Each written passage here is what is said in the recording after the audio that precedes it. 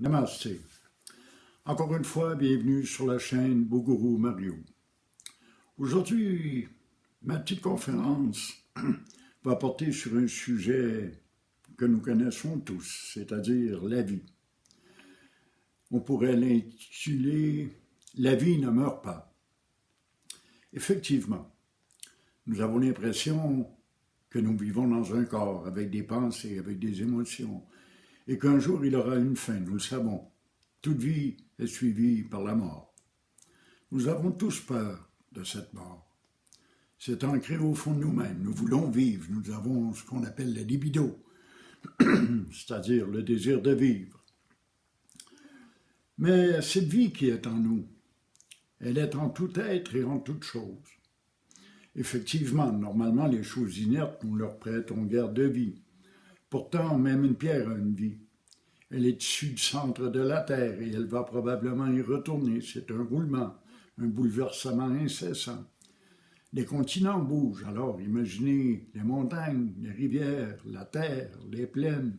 Tout bouge, tout se renouvelle sans cesse. Et tout est doté de la même vie. Effectivement, j'ai la vie en moi, tu as la vie en toi, tu ne peux pas en douter, personne ne peut mettre ça en doute. Tu es et tu sais que tu es. Mais tu es la vie qui est en toi, et cette vie, elle habite tout être et toute chose.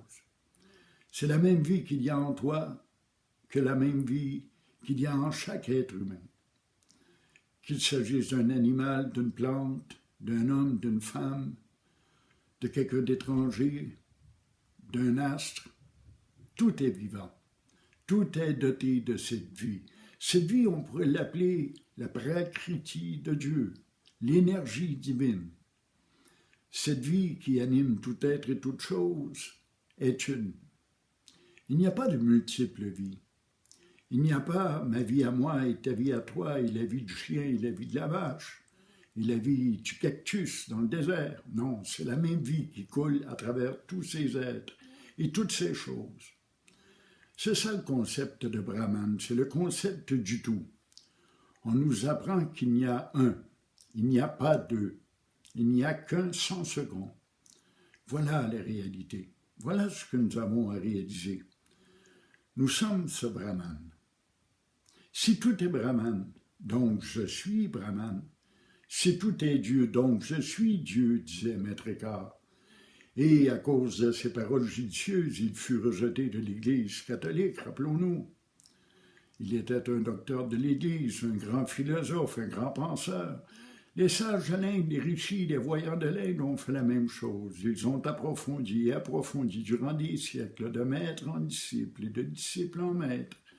Ils ont approfondi le sujet jusqu'à découvrir la réalité, la vérité ultime, celle que nous amène et que nous enseigne la tradition primordiale. Et oui, nous sommes tous issus de la même vie. C'est la même vie qui coule dans les veines de tous les êtres. C'est la même vie qui anime tout ce qui est le vivant. Même ce qui nous semble inerte, je vous le dis, je vous le répète, est vivant. Tout est conçu de la même façon, de la même matière, de la même substance, la substance divine. Ce n'est en somme qu'une agglomération de l'énergie divine qui devient de plus en plus solide, grossière, jusqu'à nous créer la matière. La vie est en nous, et cette vie, elle ne peut pas mourir.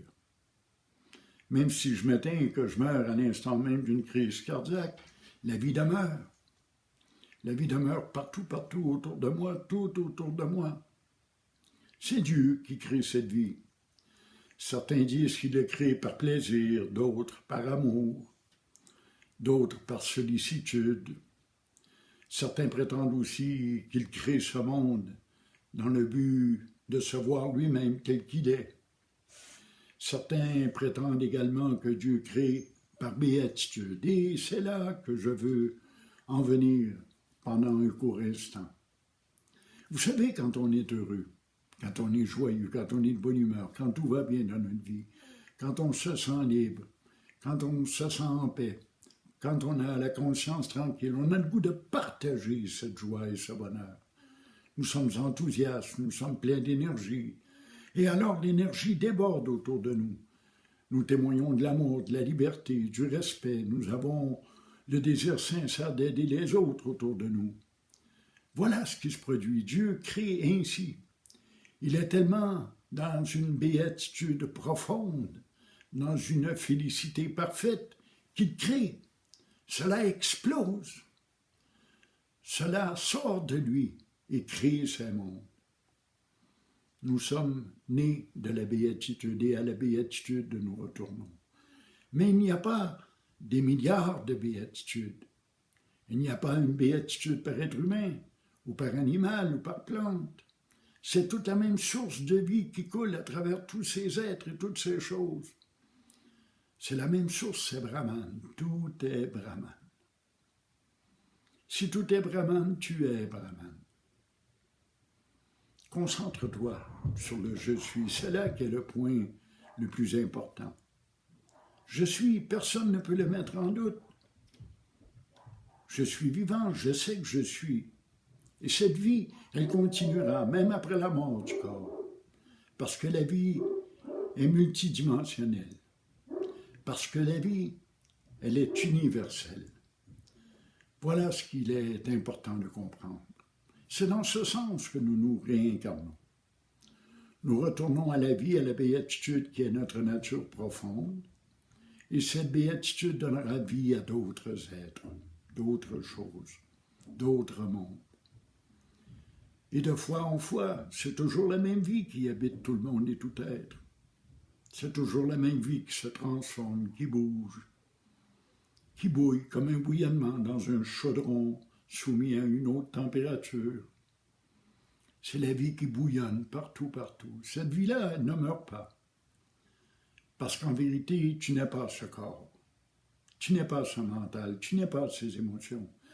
Ta véritable nature, c'est la vie qui est en toi. Cette vie infinie, immortelle. Cette béatitude, sans limite. Tu es sans forme. Tu es sans nom. Tu es sans couleur. Tu es béatitude pure. Tu es Dieu toi-même.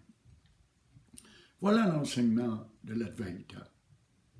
Tout est un sans second. Il n'y a pas deux. Il n'y a qu'un seul et même être. Tout ce qu'on peut dire de Brahman, c'est qu'il est être, béatitude, conscience. On ne peut aller plus loin. C'est la seule description que l'on puisse en donner, je le répète souvent. Tu es cette conscience. Et cette conscience, elle est. Tu ne peux dire autrement, personne ne peut le douter, personne ne peut t'en douter, personne ne peut le mettre en doute. Tu es cette béatitude, tu es cette conscience. Quand on se concentre, je sais que je suis, tu sais que tu es. Et ce que tu es, c'est cette conscience. Et cette conscience, elle est pleine de béatitude. Il faut peu de temps, il faut peu d'expérience pour y parvenir. On peut la sentir en nous. On nous répète toujours que le bonheur est intérieur. Le bonheur ne dépend pas de l'argent ne fait pas le bonheur, les biens matériels ne font pas le bonheur, l'amour ne fait pas le bonheur. Et c'est exact. Nous l'entendons depuis que nous sommes au monde, et pourtant nous courons tous après les biens matériels, après l'amour, la reconnaissance, le pouvoir, le savoir, le faire. Eh oui, nous sommes nés ainsi. Nous nous faisons une image de nous-mêmes, un ego. Et nous défendons cette image, nous tentons de la rendre supérieure aux autres, et nous la croyons bien souvent supérieure aux autres. En fait, en vérité, en réalité, nous ne sommes que la vie qui anime tous les êtres et toutes les choses. De l'étoile la plus lointaine jusqu'au plus minuscule insecte, en passant par les êtres humains et tout le reste, c'est toujours la même vie qui donne naissance, qui crée. Et cette vie-là, elle est immortelle.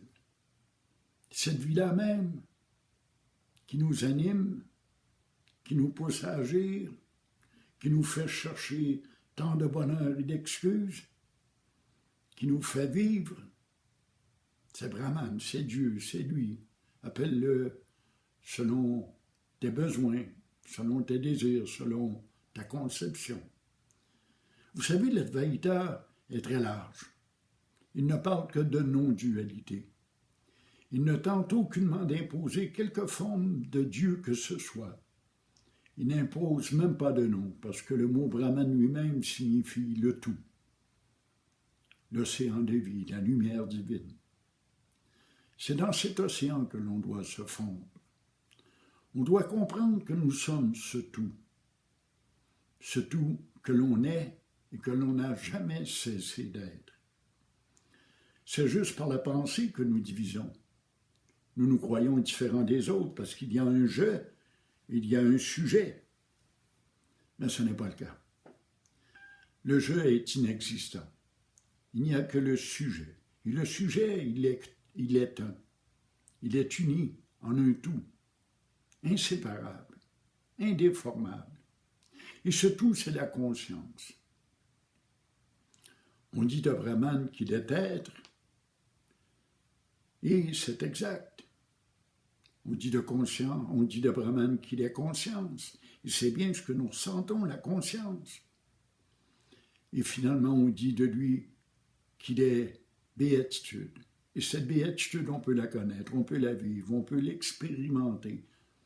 Il suffit de méditer un peu, de discriminer, de réfléchir correctement, de raisonner, parce que l'Advaita fait appel à la raison.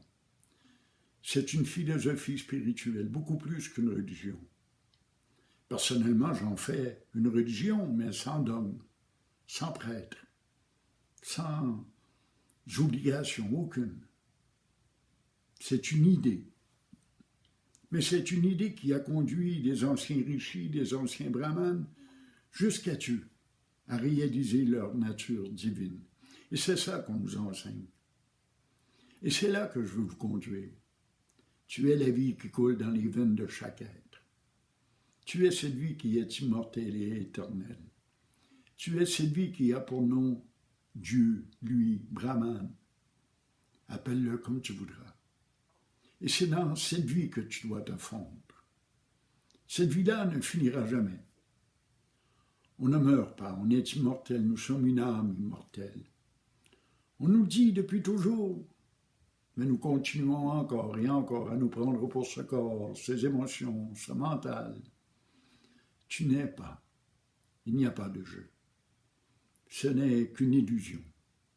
Et c'est de là que vient la division en ce monde. C'est de là que naît le concept du je et du sujet. Voilà. Voilà en quoi consiste l'Advaita. Tu es cette vie qui coule dans tous les êtres et dans toutes choses. Tu es cette vie qui est ni être ni non-être.